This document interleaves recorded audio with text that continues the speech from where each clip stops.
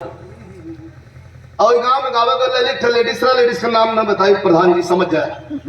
Ladies रहल हमन 7 बजे पहुंच गए, बारात लगत रहल पलिहर में। जेठ बैसाख के दिन मनोज भैया खटिया डाल दल, सब कोई सुतल है, कुर्ता बड़का पहले, मोछ रखले, पक्कल पक्कल जाने एलन। बुढ़ऊ दादा कहलन कि भैया खलीफा आ गया। हाँ भाषा दिखाओ, मतलब हमारे पूछल जाते भैया गायक आयल है, लेकिन वो पूछत हुआ कहा भैया खलीफा आ गया। हाँ तो हम उठ के बैठ गए बगलिया में, लेडीज को खटिया रहा, वो अपन पार्टी लेके बैठल सुतल रहल। तो हम बैठले, हमका कहा दादा कहाँ भैया पूछत वही कि खलीफा आ गया है। हमका खलीफो आ गया है और खलीफाइन भी आ गई।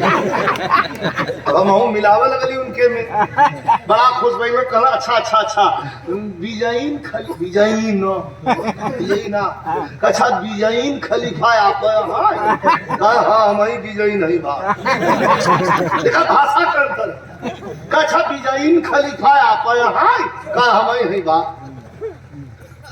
कहा भैया कब गई समझत हो लोग ना, मतलब कब गई बा।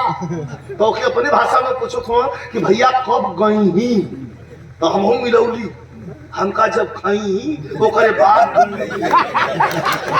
बड़ा खुश हुई। करे तो भला बहुत खाना नहीं खाया काम कहा तो पूछो तो करे बफे लाग बा, मतलब बफर सिस्टम लगल है। वो अपने भाषा में बोलत हूँ, अरे महाराज खाना का बात करता है बफे लाग बा, अब पूरी जवार जुट के पेलता। आपको लोग जाए अब के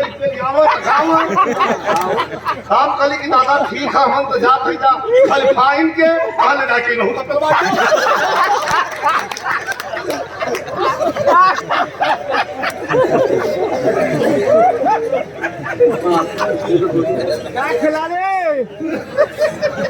खिलाड़े बोलिए इनको सुनाया कर तो हम हेड मास्टर हैं, लेकिन क्या करें मामला काम का आई भाषा खराब ना जो हम बोली है ना मजाक का कोई हमारे जबान पकड़ ले। जैसे हर कहा जरा हम दंड मारना चल जेबा हरियाणा की तरफ तो हम दंड पेलना कहे।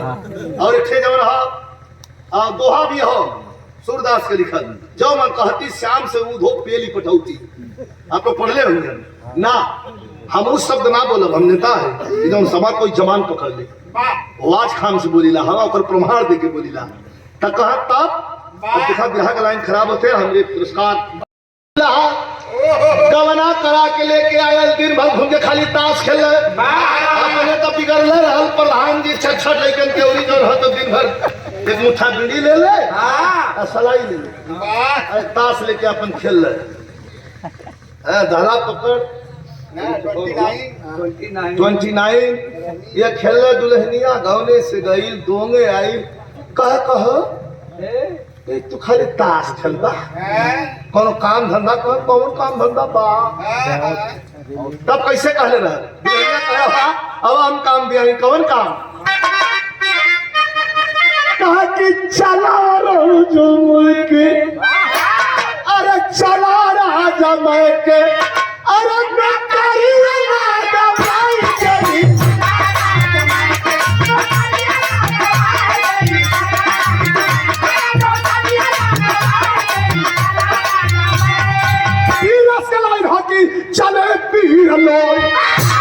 चले पीर लो